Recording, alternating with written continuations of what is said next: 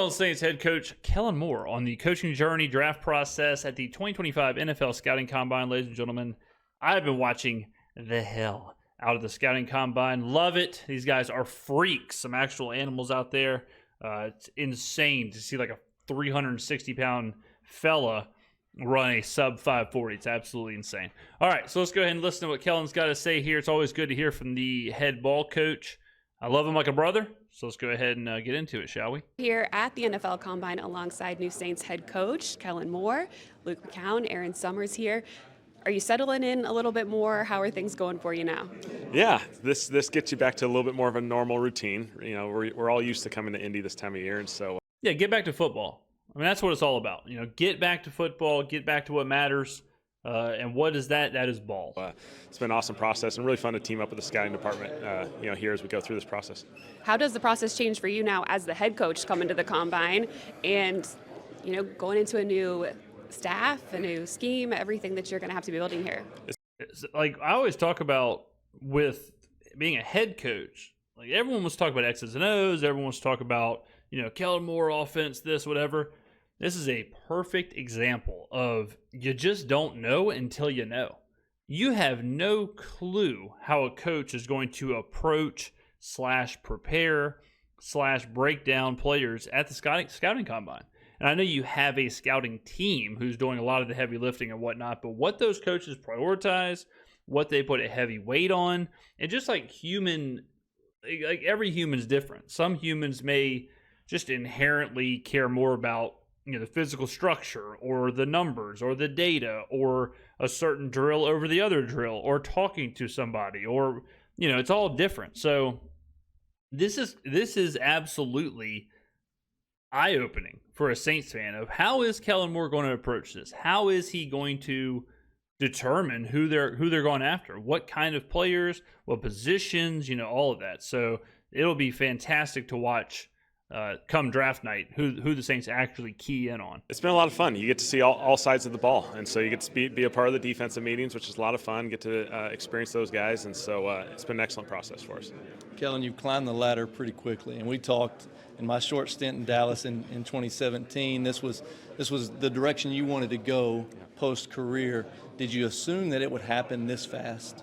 Well, I certainly think most of that comes down to being around really awesome people. Right. I feel fortunate for the transition from playing to coaching in Dallas, going to Los Angeles and Philadelphia. When you're around great people, you got great opportunities to have great things, and so I feel fortunate. For sure. Awesome. Well, when you look at this team in 2025 season coming up, what excites you the most? Yeah, I think we got an awesome blend of veteran leadership with really some excellent young guys that are going to become the anchors to our program, and excellent opportunity ahead. Talk to me about your relationship with Mickey. I've known Mickey a long time. I think he's one of the best in the league at evaluating players. They've got a track record of being very successful, particularly in the latter half of the draft. I saw something recently where I think the Saints are the third team in the NFL with the most drafted players starting on their roster. I think it's something like that. So, you could argue, peaks and valleys and all that stuff. There's been hits and misses, but the Saints do tend to do well in the draft, especially like they said in the later rounds. I mean, they do find some studs back there. So just ask Jeff Ireland how important it was to build out your roster through the nuts and bolts right at the back end of the draft and undrafted free agency.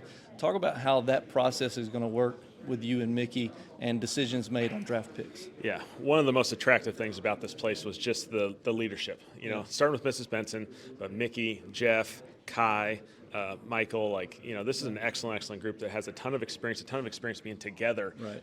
That part, true. Like what I was talking about earlier, how you have no idea how the head coach is going to approach the draft and whatnot.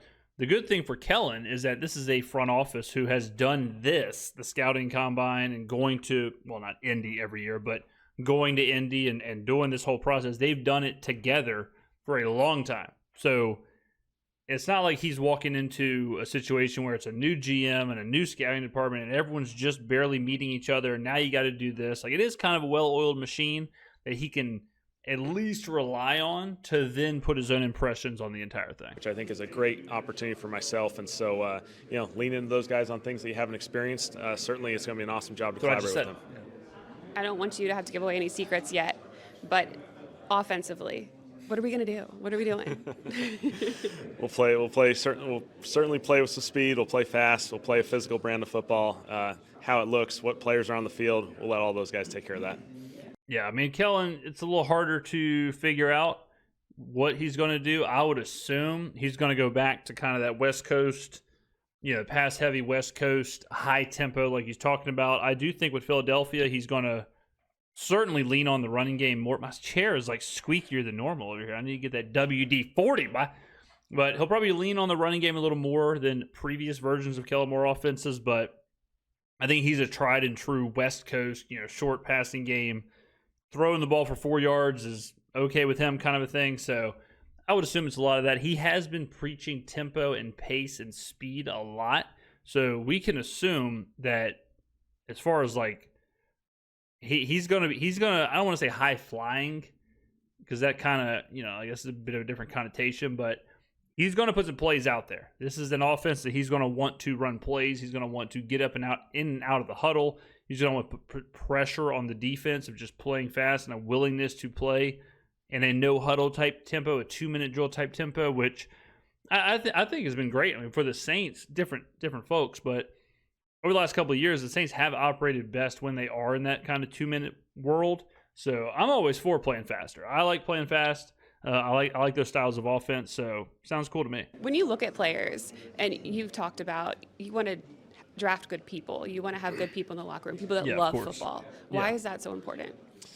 Those seasons in the NFL, they're long and they're challenging. I think you got to have the right kind of people in that locker room to handle the adversity, handle the ups and downs. You're going to go on a winning streak. You might go on a little losing streak every once in a while. And the guys that can handle that can continue to perform at their best and rally together as a group, that's all you can ask for. When you don't love it, just anything in the world, when you don't love it, it is very hard to do it at a high level. It's even harder to do it if you don't love it.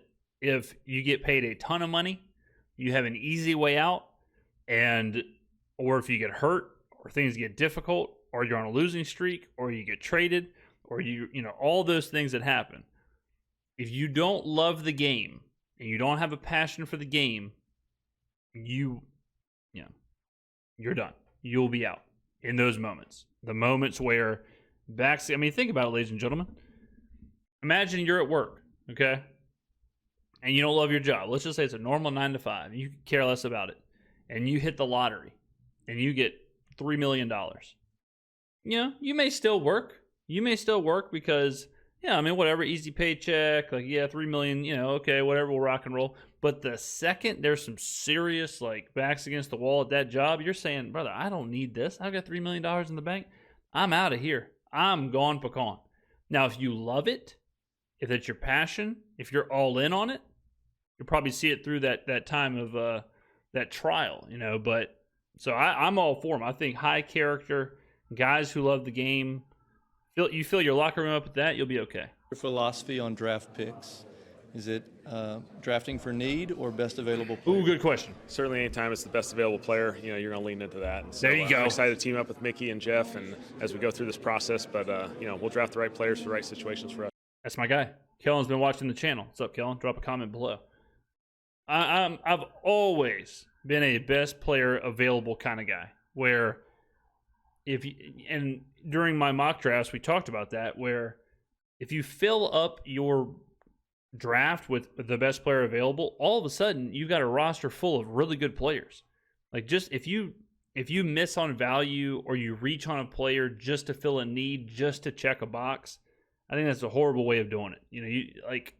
Way too often do I see a highly valuable player on the board get passed up on, and the rationale is, well, we really needed this, we needed a wide receiver, so we reached on the 23rd wide receiver on the board.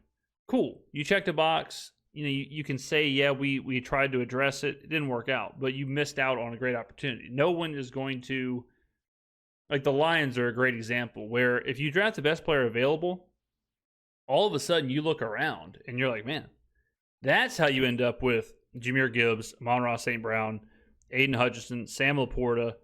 You look around and you're like, damn, these are all really good players. Jahmyr Gibbs. They took Jahmyr Gibbs when that was not necessarily their biggest need. But if everyone in the draft would have known that Jahmyr Gibbs is who Jahmyr Gibbs is, what's he go? First overall, second overall, right? Teams are just taking him. Same with quarterbacks. Like, well, you don't need a quarterback. Okay, does that mean you pass up on C.J. Stroud? Right? Like, do you pass up on those kind of players just to check a box somewhere else? So I think best player available is by far the best way to do it. Awesome. So if there's a particular kind of blue and orange running back at 9, like what's the thought process? Oh wow. Okay, so he's asking. Wow. So he went straight to it. Ashton Genty. Damn, that's crazy. That's a crazy question right there. Wow. That is. This is a couple dudes chopping it up. I'm kind of surprised they aired this one. So he's asking him, if Ashton Genty is there at 9, what are you going to do? Ashton Genty is exactly what I'm talking about, where running back is not the Saints' biggest need, but if he is the next great running back, the next generational running back, you figure it out.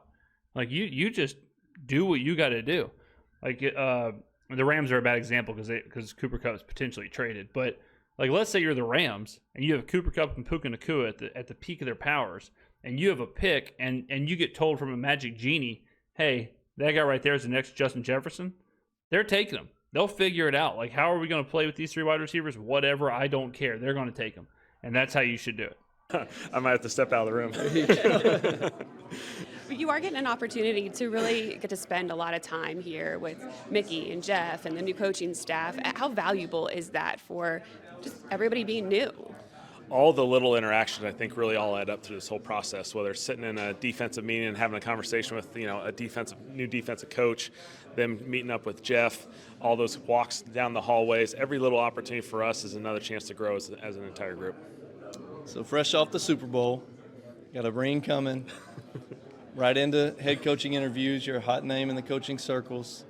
Get hired by the Saints. When's there going to be rest? Hopefully 4th of July. Maybe we'll get a nice little break around there. So there you go. Not expecting much right now. Awesome. Thank you so much. It is kind of crazy when you think about the schedule of a coach, like for Kellen Moore. It was not that long ago he is preparing for the Super Bowl. It is not. You're a couple of weeks. Think about what he's gone through in a couple of weeks. He is living in Philadelphia. He is in the playoffs. He is going to the Super Bowl. He is preparing for the Super Bowl. He interviews for a head coaching job, gets a head coaching job, has to then figure out how he's going to move to New Orleans. Oh, and also, here comes the first scouting combine. Oh, and also in 2 months is the draft. Nuts, man, with these coaches. Like, the schedule of a coach is real deal Holyfield. Much for spending some time with us. All right, thank you. Appreciate it. Good stuff. Always good to hear the coach. Always good to hear him talk. Always good to hear kind of the philosophy. Because, ladies and gentlemen, like, we are building something in the future here. It's day by day. Okay, it's building. What's he going to look for? I'm excited for Ashton Genty. I'm excited for Tyler Warren. I'm excited for Mason Graham. Like, who's it going to be? Who is the next? I keep saying this, but who is the next guy that's going to be on the plaques? Who's the next guy that's going to be on the front page of the paper? Who's the next guy that you're going to see jerseys of in the stands? Like, they're going to be there. Like, they're there. You just got to find them. Do we get the next Aaron Donald and Mason Graham? Do we get the next Justin Jefferson and McMillan? Do we get the next Brock Bowers and Tyler Warren? Do we get the next Jahmyr Gibbs and Ashton Genty? Who knows? All right, ladies and gentlemen, get on down in the comments below. Let me know what you think. Thank you for watching. I will see you in the next video.